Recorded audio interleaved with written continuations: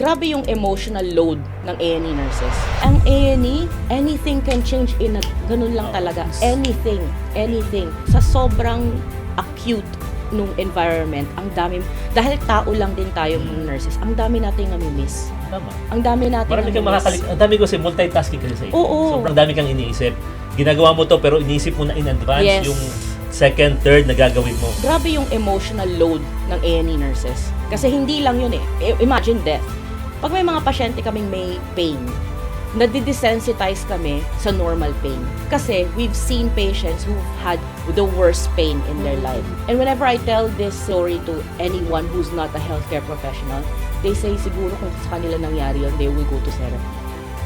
Kasi ang galing na natin mag-compartmentalize. Like anything that happens at work, we don't bring it at home. Diba?